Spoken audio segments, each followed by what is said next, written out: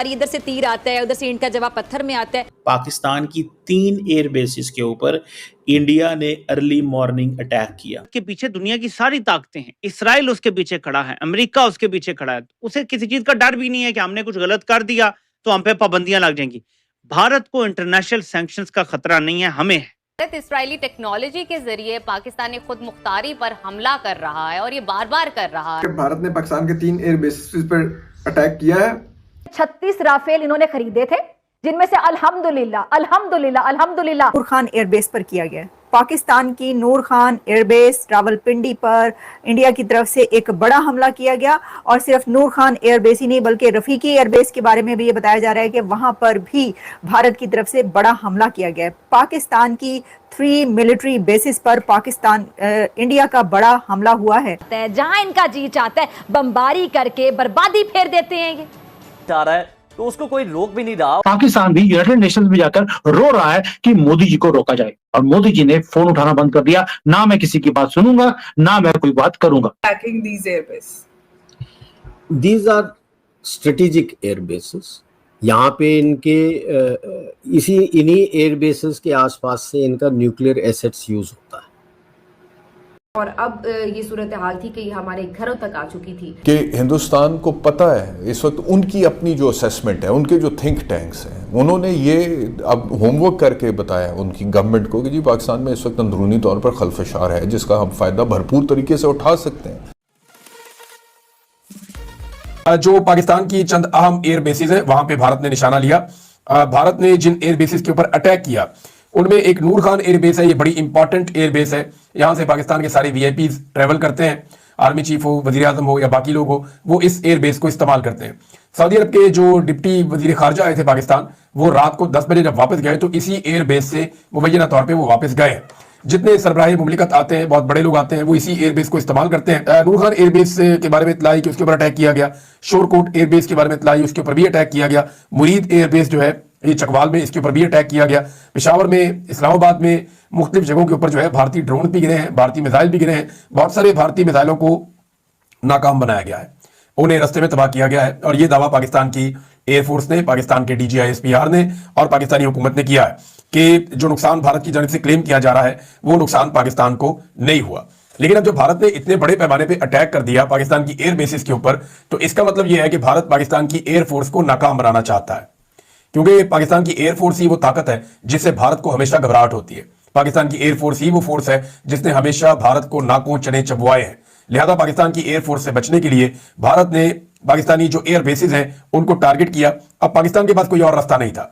लेकिन हमारे जहाज खड़े खड़े अगर भारत उनके ऊपर अटैक करे तो वो तो महफूज नहीं है। जहाज सबसे ज्यादा महफूज तब होता है जब वो हवा में होता है, यानी जहाज सबसे ज्यादा ताकत में और हिफाजत में तब होता है जब वो हवा में होता है। हैंगर में खड़ा हुआ जहाज या हवाई अड्डे पर खड़ा हुआ जहाज वो कभी महफूज नहीं होता। जहाज तभी महफूज होता है जब वो हथियारों से लैस होता है, उसमें पायलट मौजूद होता है और वो फिजाओं में होता है। लिहाजा पाकिस्तान को यह बात समझ आ गई जल्दी कि भारत एक लंबी लड़ाई चाहता है और भारत पाकिस्तान के हवाई अड्डों पर बम गिरा रहा है, और पाकिस्तान के हवाई अड्डों को या जो एयर बेसिस हैं उन्हें फंक्शनल वो चाहता है कि वो ना रहे और यहां से पाकिस्तान जो है वो फिजाई हमला ना कर सके। वजह सिंपल है कि भारत जो है वो पाकिस्तान की एयरफोर्स से खौफजदा है। कामरा एयरबेस पाकिस्तान की बड़ी इंपॉर्टेंट एयरबेस है, वहां से कोई ऐसी चीज इतला नहीं आई हमें। लेकिन जब पाकिस्तान के ऊपर लगातार एस्केलेशन हो रही थी, भारत मुख्तलिफ एयरबेसिस को निशाना बना रहा था, बड़े बड़े शहरों के अंदर आके ड्रोन्स और मिसाइल्स गिर रहे थे। यानी ये तो पूरे सिंध के अंदर, पंजाब के अंदर और इस्लामाबाद के अंदर और इवन KPK में कुछ इलाकों के अंदर और आजाद कश्मीर में बड़े पैमाने पर भारत ने अटैक किए हैं। और यानी DHA के अंदर आकर फेज 6 के बारे में लाहौर में पता चला कि वहां पर आकर शायद कोई मिसाइल गिरा है या कोई ड्रोन गिरा है। लोगों को अब थोड़ी देर के बाद पता चलता है कि एक्चुअली वहां गिरने वाली चीज क्या थी और कितना नुकसान हुआ।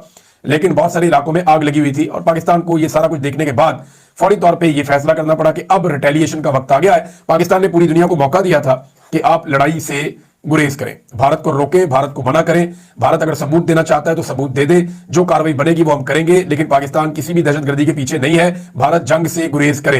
लेकिन भारत लगातार पाकिस्तान की सरहदों की खिलाफवर्जी कर रहा था और दुनिया भारत को समझाने में नाकाम थी।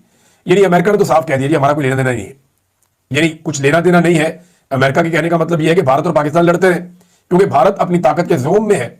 भारत को ऐसा लगता है कि वो बहुत ताकतवर है, लिहाजा वो पाकिस्तान को शिकस्त दे लेगा, उसको ये लगता है। लिहाजा उसने तमाम अपने हरीफों को भी ये कह दिया कि आप इस जंग से और इस लड़ाई से अपने आप को बाहर निकालें, तो अमेरिका ने साफ कह दिया कि जी हमारा इस लड़ाई से कोई लेना देना नहीं है, पाकिस्तान और भारत निपट लेंगे। उसके बाद फिर पाकिस्तान के पास कोई चारा नहीं था, सुबह फजर का इंतजार किया गया।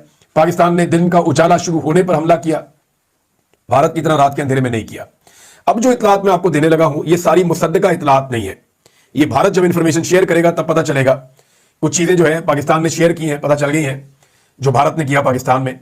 दो है, मतलब न्यूक्लियर का हम ट्रायड बोलते हैं, that is missiles from land, air and naval. Naval है नहीं इसके पास जो हमारे पास है, तो आपने इसके आई एम श्योर इसको बार बार टारगेट करते रहेंगे so that his nuclear assets can't be used from here, which leaves him only with Sargodha.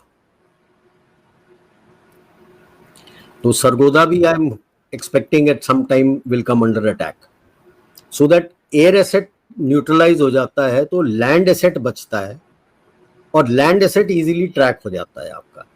जैसे आज इसने अपने फतेह 2 मिसाइल फायर किया था for Delhi and which was taken down, Sirsa में इट वाज टेकन डाउन। तो this is the thing that now he will also be realising, I am sure Marco Rubio ने भी समझाया होगा उसको कॉल करके कि भाई साहब गलत आदमी से पंगा ले लिया है। This is not the India of 1999 और even Balakot time, I would say 2019, तब ये ऐसे बढ़ रहे थे। Now your ISR capability is very strong, your navigation capability is very strong, क्योंकि नाविक ये 12-13 के टाइम में बातचीत चलती थी IRNSS, Indian regional navigation satellites लगाने के लिए, तो उसमें हमारा डिस्कशंस भी होता था डिप्टी NSA के साथ, इसरो के साथ। सो ये भी सारे कुछ अब आ चुके हैं। सो 9 साल बाद दिल को बड़ी तसल्ली होती है। हेलो दोस्तों, स्वागत है आपका स्पोर्ट मीडिया के एक और नए वीडियो में। दोस्तों, अपने फैसलों पे पाकिस्तान जो कि बहुत ही बुरा पछता रहा है कि अगर हमने भारत को उंगली नहीं किया होता तो भारत ये काम ना करता, भारत हमको तबाह ना करता। इस समय पूरा पाकिस्तान तबाह हो चुका है और पूरे पाकिस्तान में मातम का माहौल है, और उनको डर है कहीं ना कहीं कि हमारे छत पे भी, जो वहाँ की मीडिया है उनको भी ये डर सता रही है कि हमारे छत पे भी कहीं ड्रोन या फिर मिसाइल अटैक ना हो जाए, क्योंकि भारत के पास उतना ज़्यादा पावर है, ऐसे ऐसे हथियार हैं, S-400 है जो कि कोई भी खतरा भारत के ऊपर नहीं आने दे रहा है। तो ऐसे ऐसे मिसाइल भारत के पास है, और उसके बाद से जो एयर डिफेंस सिस्टम है, जो भारत की आर्मी उतनी ज़्यादा स्ट्रॉन्ग है कि पाकिस्तानी आर्मी उनका कोई मुकाबला ही नहीं कर पा रहे हैं, और वहीं पे पूरी पाकिस्तान अब बर्बाद होने के कगार पे आ चुका है।